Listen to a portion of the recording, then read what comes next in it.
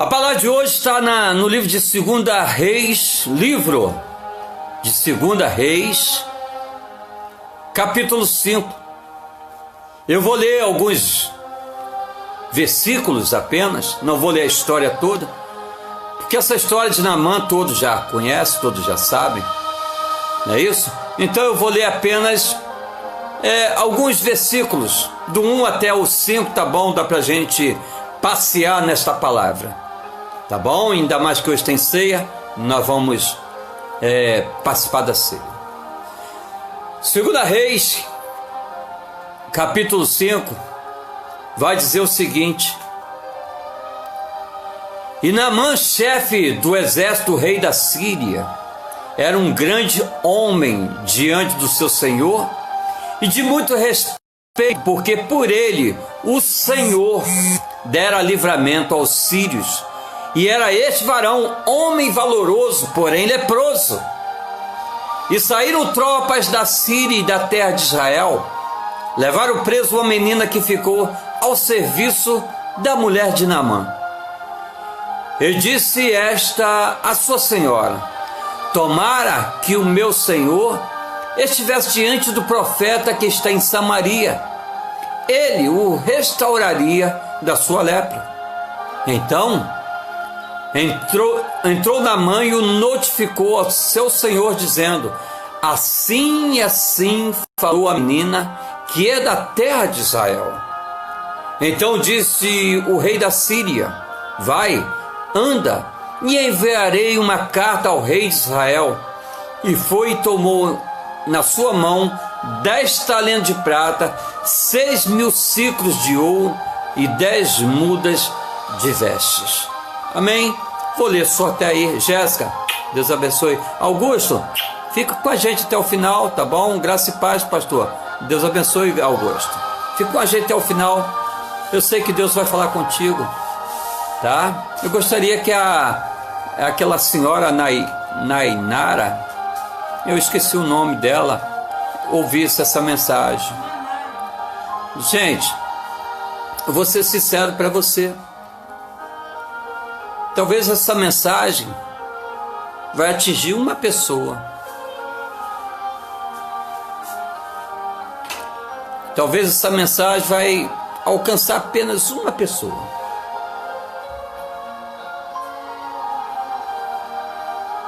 Apesar que é para todos, mas essa mensagem vai direcionada para uma pessoa.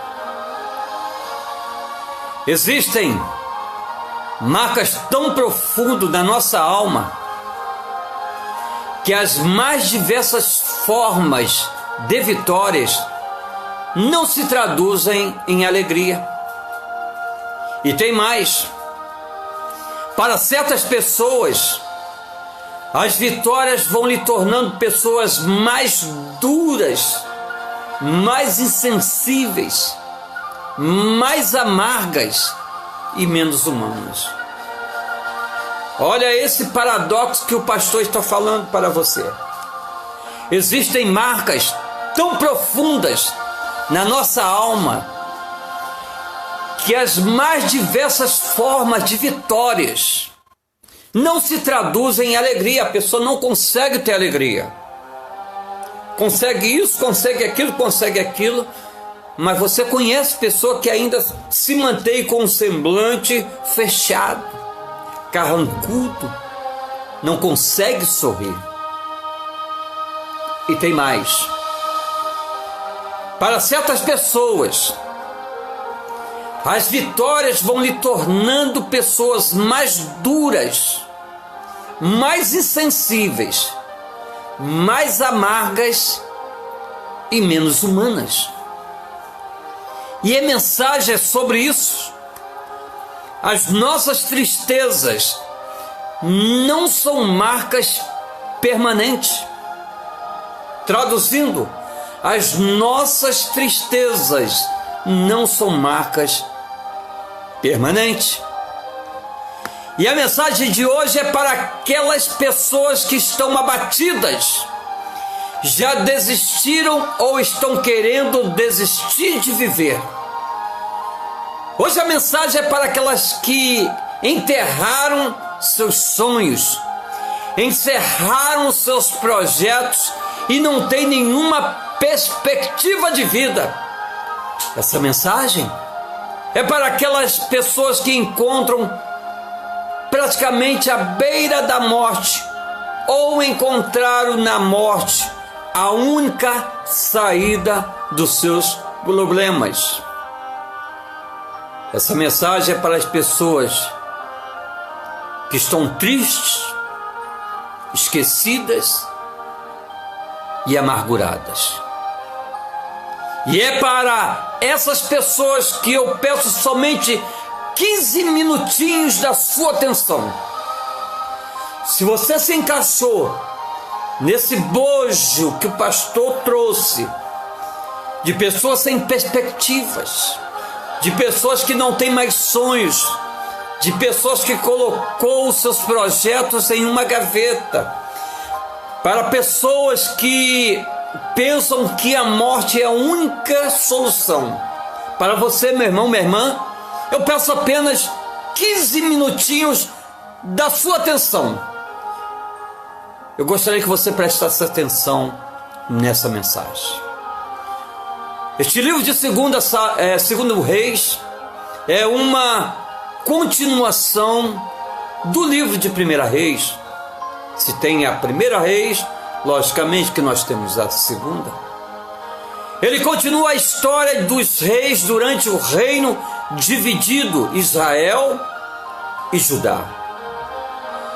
O livro de Segunda Reis termina com a derrota final e a deportação do povo de Israel.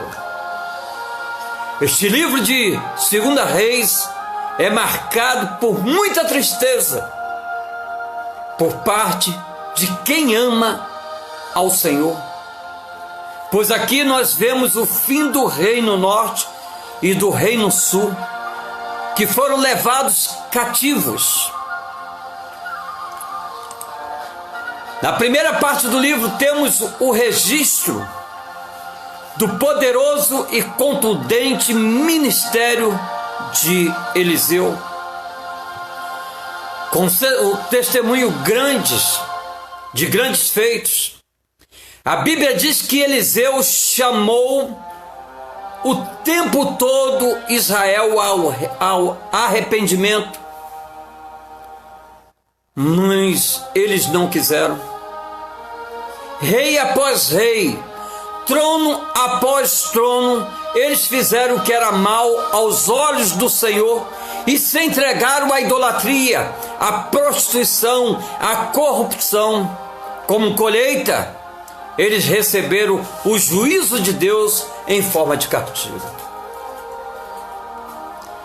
O livro de Segunda Reis vai nos mostrar alguns acontecimentos desse profeta Eliseu, alguns simples milagres de Eliseu, como abriu o rio Jordão com a capa de Elias. Simples, coisa simples. Transformou as águas salgadas de Jericó em água doce. Coisas simples. Multiplicou o azeite da viúva de um dos filhos dos profetas.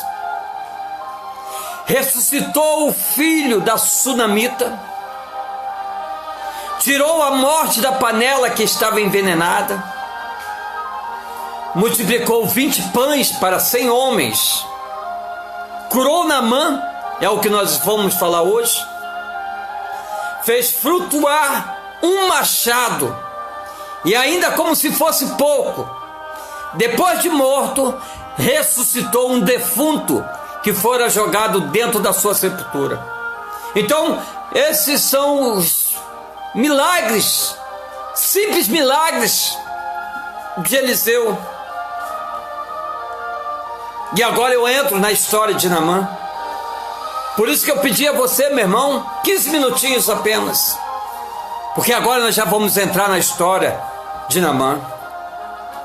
No versículo 1 vai dizer: e Naamã, capitão do exército, rei da Síria, era um grande homem diante do seu senhor, e de muito respeito, porque por ele o Senhor dera livramento aos sírios, e era este homem herói, valoroso, porém leproso.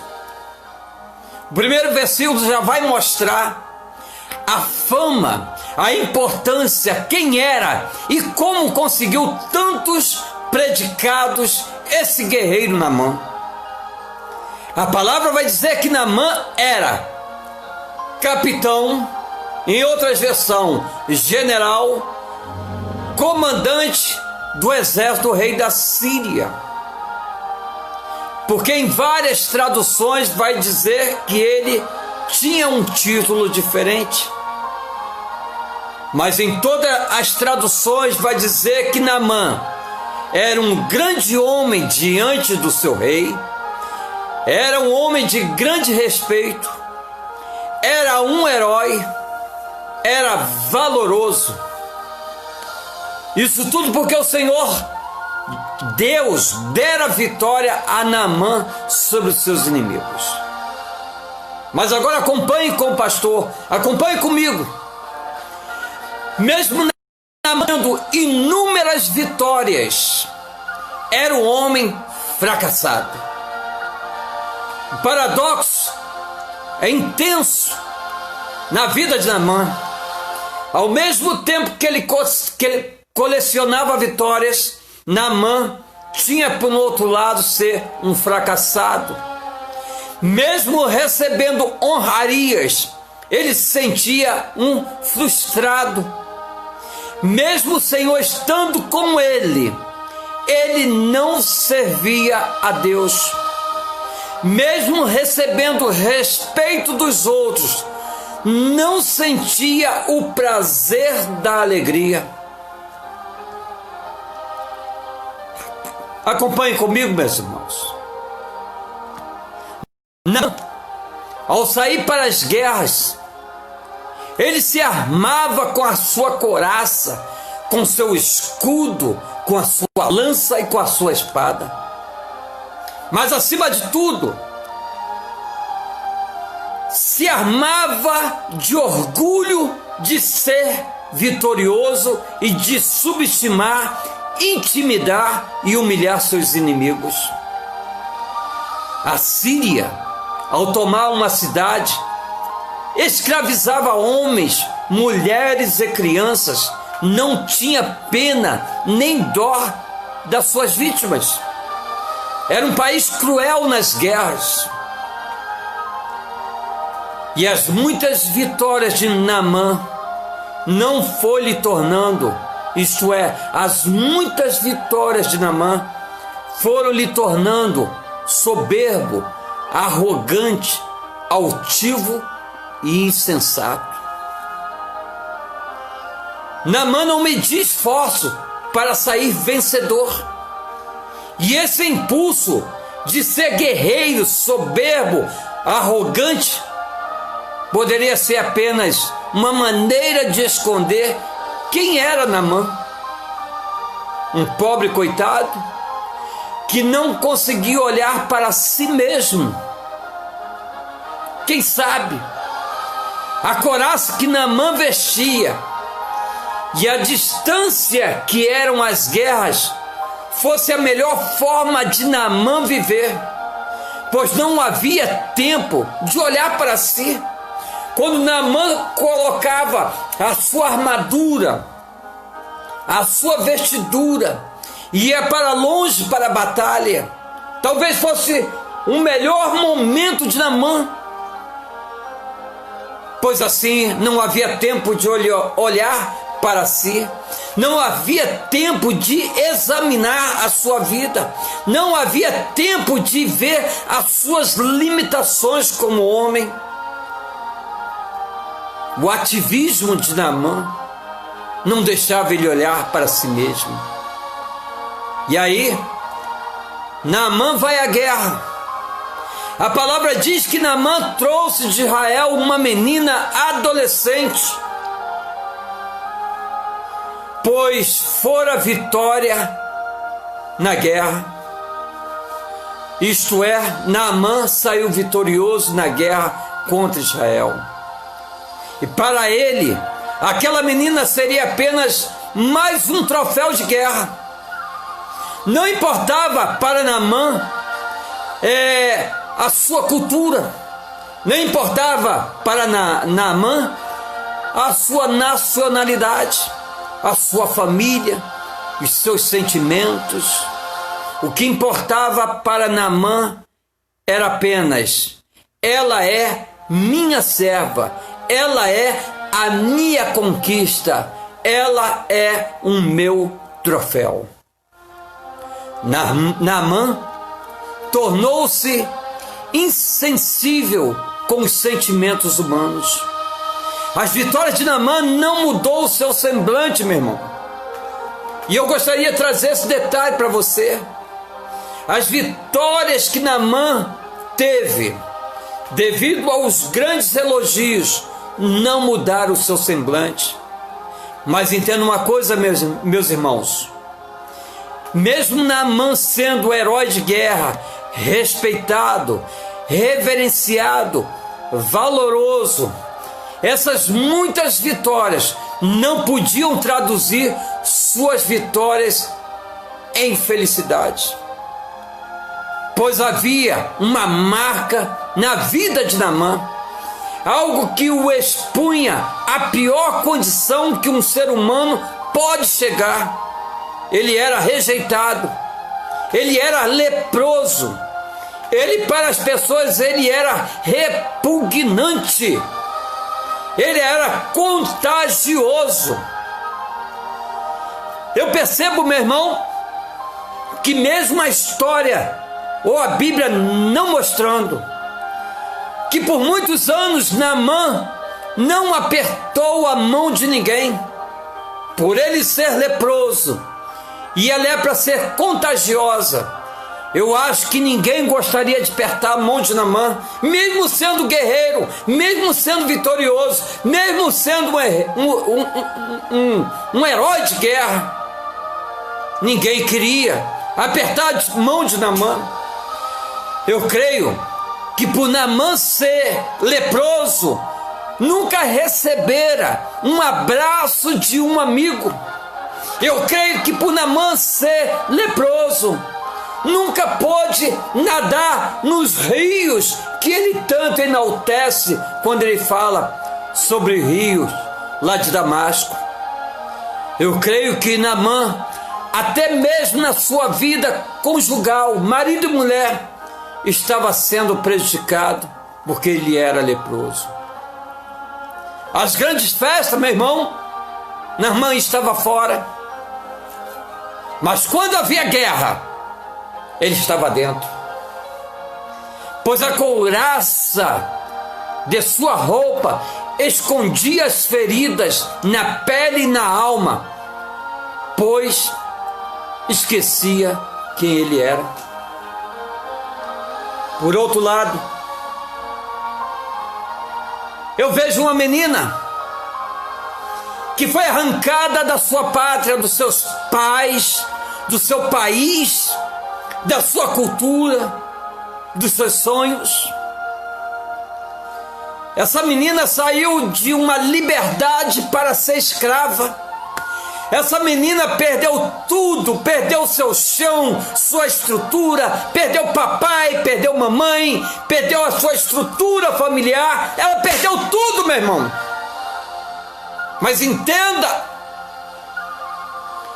Elaine Bandini, Clay Santos, Rejane, essa menina que fora levada cativo por Naamã, ela perdeu tudo, mas ela não perdeu a sua fé, ela não perdeu a sua confiança, ela não perdeu a alegria de viver. Em nenhum momento ela perdeu a alegria de viver. Ela não perdeu a oportunidade de ajudar. Essa menina poderia carregar várias cicatrizes dentro do seu ser, mas ela não guardou mágoa. E eu tenho visto muitas pessoas vingativas, até mesmo dentro no seio da igreja, pessoas que diz: vou pagar na mesma moeda, vou matar na unha. Tem outros que usam até de um ar intelectual que vai dizer: pastor, não é vingança, é lei de Newton. Para toda ação existe uma reação. Outras pessoas vão dizer: o meu ódio significa vingança. Outros vão dizer: o desprezo é a forma mais sutil de vingança. Outros até avisam: prepara-se para a minha indiferença, pois não existe maior vingança que o desprezo. Essa menina foi levada cativo da sua terra e foi colocada a serviço da esposa de Naamã. O interessante é que Naamã vivia na escuridão de uma máscara que usava, que era a sua couraça, que eram os seus títulos. Ele dizia: eu sou vitorioso nas batalhas, e isso é o que importa. O interessante é que os outros faziam a leitura da vida de Naamã de forma errada, meu irmão, minha irmã, pois só o tinha como um herói. As pessoas viam apenas Naamã como um herói e não como um ser humano. Anote isso. Enquanto o país estava de pé, Naamã estava caído. Enquanto todos gritavam seu nome, Naamã gritava socorro. Enquanto todos davam honraria a Naamã, Naamã pedia misericórdia. Enquanto a nação ficava mais próspera, Naamã ficava mais miserável, pois estava morrendo no seu orgulho e na sua lepra. Olha a questão de Naamã: quanto mais ele tinha, menos possuía. Quanto mais dinheiro, mais pobre, porque o seu orgulho consumia tudo. E essa menina aparece como um farol que brilha à noite. Essa menina parece como uma ponte sobre as águas. Essa menina parece como um abrigo no deserto. Essa menina parece como uma flecha que acerta o alvo, meu irmão. E é assim que tem que ser a sua vida. Você não foi chamado para se vingar, nem guardar mágoa. Você foi chamado para ser como um farol que brilha à noite. Você foi chamado para ser uma ponte que liga para que as pessoas possam passar. Você foi chamado para ser um abrigo em meio ao deserto que as pessoas estão vivendo. Você foi chamado para ser uma flecha que acerta o alvo. Você não foi chamado para errar, você foi chamado para acertar, meu irmão, minha irmã. Naamã, com as suas vitórias, e quanto mais vitórias, mais orgulhoso ficava, mais ele morria no seu orgulho e mais morria na sua lepra. Essa menina, quanto mais afronta teve, mais humilhação, mais ela crescia na graça e no conhecimento do Senhor. Meu irmão, minha irmã, preste atenção. O Senhor me colocou aqui nessa noite para lhe dizer: você não nasceu para ser um fracasso, nem um fracassado. Espere só um pouco.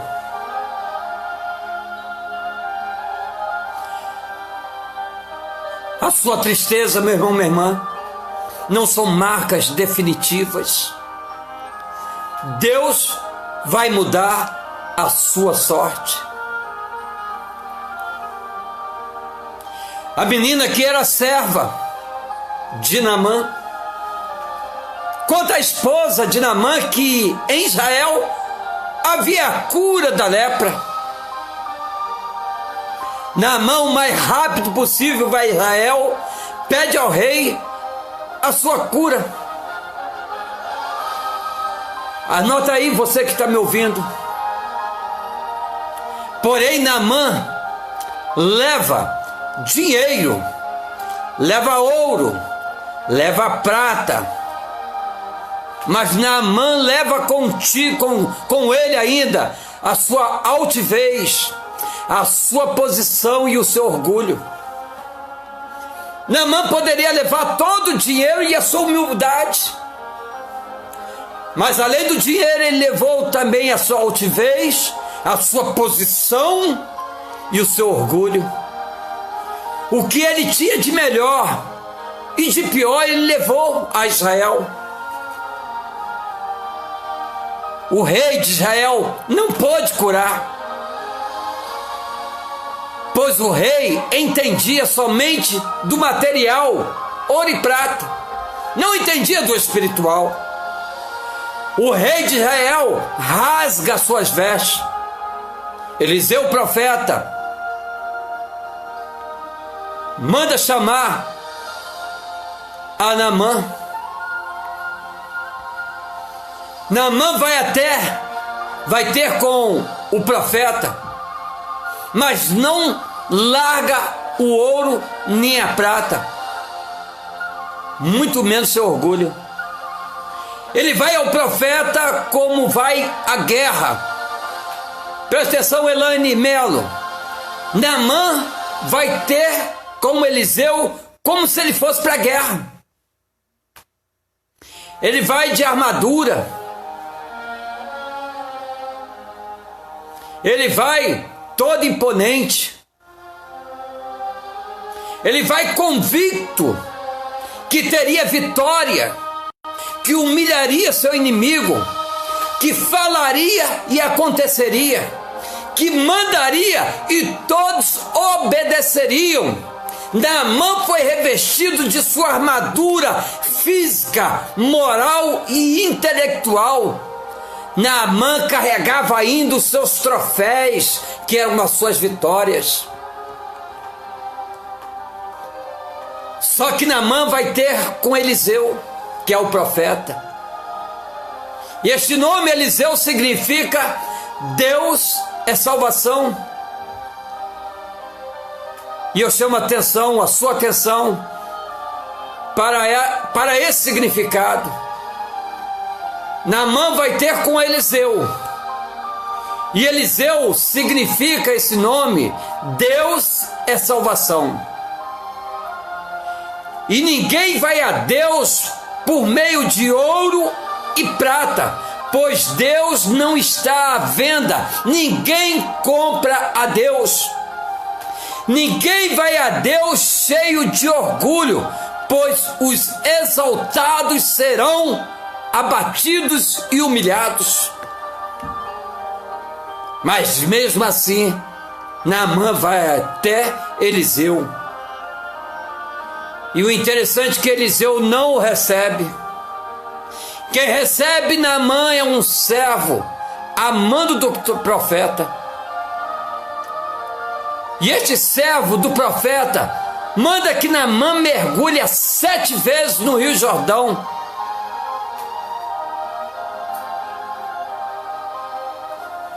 E aí fica na mente de Naamã como descer as águas do Jordão, como se expor para os meus soldados a minha real condição de leproso, como ter que mostrar aos soldados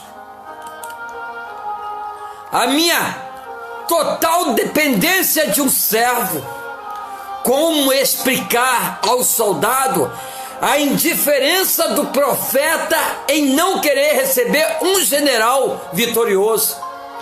Era muita humilhação para Naamã. Aí começa a cura de Naamã. Olha só que interessante. Quando Naamã ouve aquele servo do profeta. E talvez ele comece a colocar na balança quem ele era e o que ele deveria fazer. Ali começa a restauração de Naamã. Sabe por quê, meu irmão? A primeira coisa que os soldados de Naamã viram foi o homem transformado ao receber e obedecer a ordem de um servo. E depois foi ver a cura da lepra no corpo de Naamã. Quando Naamã começa a sujeitar-se à ordem do profeta, que veio através de um servo, que ele desce do seu cavalo, que ele desce ao Rio Jordão, quando ele tira a sua roupa, antes de vir a cura física, o Senhor estava trabalhando na cura do seu interior, da sua altivez, do seu orgulho, da sua vaidade, dos tantos elogios que ele tivera, de tantos troféus que ele guardara como vitória. E o Senhor começa a trabalhar agora na vida de Naamã, começa a trabalhar no interior de Naamã. Deus começa a trabalhar como oleiro. Deus começa a trabalhar com intensidade na vida de Naamã. Quando ele desce as águas, quando ele desce a primeira, a segunda, a terceira, a quarta, a quinta, sexta, sétima vez, a cura já estava estabelecida. A primeira onde? No interior, no coração. Ele já tinha deixado nas águas, ele já tinha deixado ao descer do cavalo, ele já tinha deixado ao descer o Rio Jordão o seu orgulho, a sua vaidade. E ele começou a criar uma fé espontânea dentro do seu ser. Ele começou a deixar gerir a fé genuína no Deus de Israel. Ele mais o profeta não precisava mais colocar a mão sobre ele, o profeta não precisava falar mais nenhuma palavra sobre ele, era ele Deus, era ele só e o Senhor. E aí acontece que ele desce a água uma vez, duas vezes, três vezes, quatro vezes, cinco vezes. E aí eu fico na expectativa, eu fico imaginando como se eu estivesse lá, meu irmão, como se eu fosse um dos servos de Naamã, olhando aquela imagem, porque não havia espelho. A água do Jordão era barrenta, como o próprio Naamã vai dizer. Não havia como ele ver o reflexo da sua imagem. E eu creio que quando Naamã sobe no sétimo mergulho, eu começo a contemplar e ver a imagem dos seus servos em um olhar exclamativo, dizendo: o que aconteceu? Deus operou milagre, Deus operou maravilha. Eu creio que antes mesmo de Naamã olhar para si, ele olhou para os seus servos e contemplou a alegria daqueles que os cercavam. E é assim que Deus faz na minha, na sua vida, meu irmão.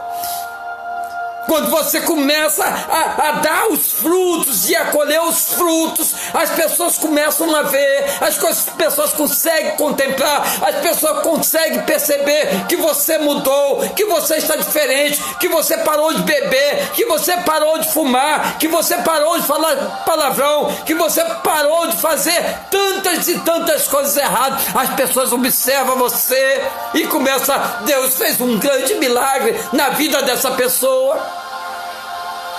É hora de você parar o que está fazendo e olhar para si mesmo nesta hora e deixar a couraça do medo, do orgulho, das decepções, dos fracassos, das traições de lado. É hora de transformação. E para Deus transformar o exterior, Ele vai começar no seu interior, no seu coração. Olhe para o Senhor nessa noite. Olhe para a salvação. Eliseu foi a salvação para Naamã naquele momento. E Jesus é a sua salvação hoje. Entrega a sua vida ao Senhor nessa noite. Pare de sofrer. Pare de se lamentar. Erga a cabeça e vamos caminhar. Sabe por quê, meu irmão?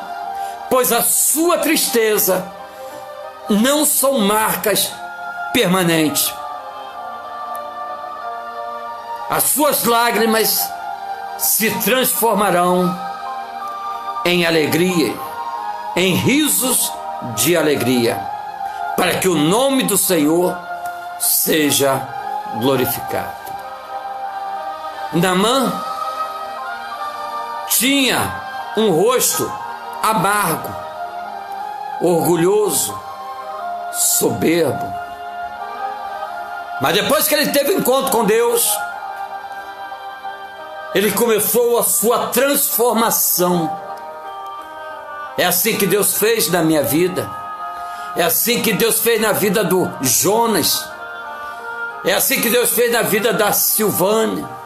É assim que Deus fez na vida da Elaine. É assim que Deus fez na vida da Laura, da Rejane, da Luísa, da Marlene. É assim que Deus fez na vida da Marisa, da Cássia, da Clei Santos, que está tão longe, da Rosângela. Deus transformou o nosso interior. Deus transformou a nossa vida.